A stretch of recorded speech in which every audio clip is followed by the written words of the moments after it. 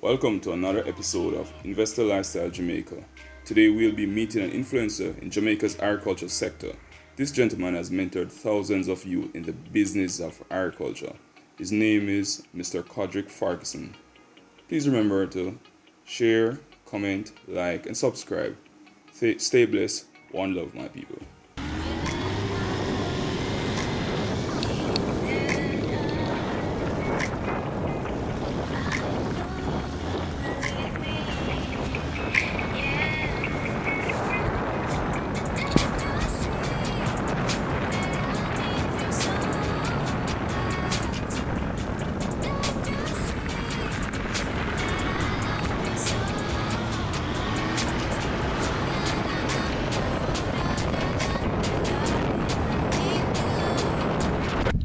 Good day, everyone. It's a blessing to be here again on our program. Today we have a special guest. This gentleman is known to us by the name of Mr. Farquharson. He's a businessman and a farmer, and he's here on Investor Lifestyle to share a few tips on agriculture. Thank you. Good day, Mr. Farquharson. How are you? Fine, thank you. So, Mr. Farquharson, how long have you been in the field of agriculture? I have been involved with agriculture since from an early age. I went to the Jamaica School of Agriculture and leaving there got tertiary training at St. Augustine campus. Worked with Grace Kennedy for many years, agriculture department, and retirement I decided to get involved with the actual production process. Okay, very good. What are some of your advice for new farmers coming into the field of agriculture? For new farmers, if you are not committed, then leave it alone because you will lose your investment. So you have to be a committed person. And by commitment, I mean you cannot be an absentee farmer. You have to be there morning, noon, night. Because condition changes rapidly. A plant which is quite healthy this morning, this evening it can be infested with insect pests and disease.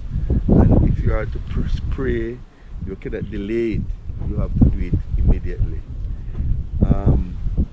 So if you are not a committed person, then you need to leave it alone because you will lose your investment. Okay. How do you advise persons to treat farming as a business that they can become successful? All right. Once you're going to make capital outlay, then it's a business. If you are going to put your money into any activity whatsoever, and you don't expect to treat it as a business so you can make a reasonable return on your investment, then I mean leave it alone. Most people who get involved in agriculture, some tend to use it as a hobby. If it's a hobby, then that is different. But once you are going to put money in, to get money out, to get a return, you have to treat it as a business from day one. Yes. Next question. Where do you see the state of Jamaica's agriculture sector, especially in the area of crops production? I am very much disturbed at this point in time, and the reason is that most of our arable lands are going into housing, development and construction, and that leaves us pretty much with the hilly areas and land which is not really appropriate for agricultural production. The investors in houses and real estate, they prefer to use the arable land, the low land, where they put in less infrastructure, and so they tend to gravitate toward those lands. And because the amount of money they are pumping in is more than what the farmers is able to pump in, they get the first choice or first preference to use those lands.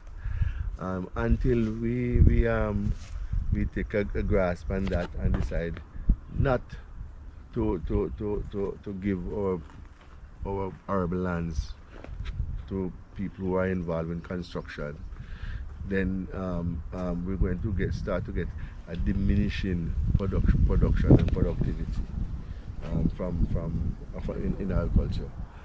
We need government input. We need a minister of agriculture who will see to it that the best land go into agriculture.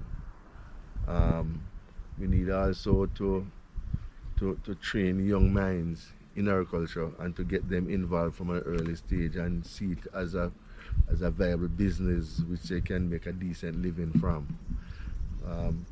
Most youngsters will tend to go to school, get an education, and then go seek a job someplace, even if they are trained agriculturists. We need to see them as getting on the land as a viable option, yes, where they can make a decent living.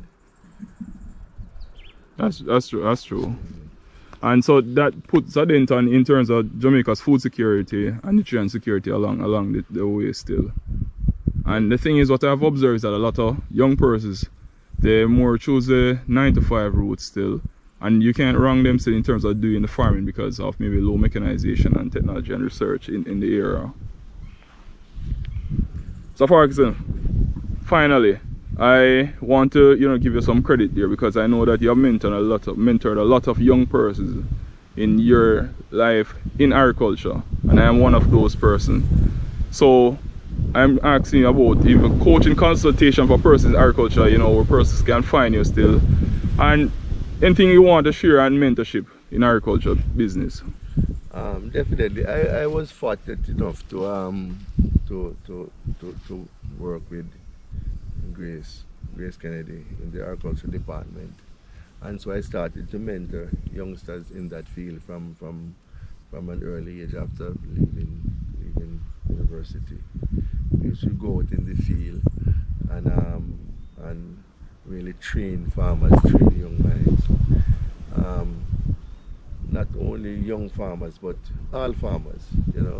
We used to go out in the field, and so I developed that love for training and teaching and coaching from an early stage. And if all of our technocrats would endeavor to take a few youngsters under their wing, bring them into the farming areas and train them in the proper techniques, in the proper technology, in the do's and the don'ts, then we will go a far way in train the young minds to develop a love for agriculture and don't see it as a drudgery or as an activity where a little old man ride a donkey with a gap in his teeth and a bunch of banana on his head. We need to change that perception, and we need to create a different image now where they see farmers as the person who will drive his SUV and pump in their investment into the crop and not seen as a farmhand. Yes, thank you so much for taking this time to this interview with me, sir, and I appreciate it.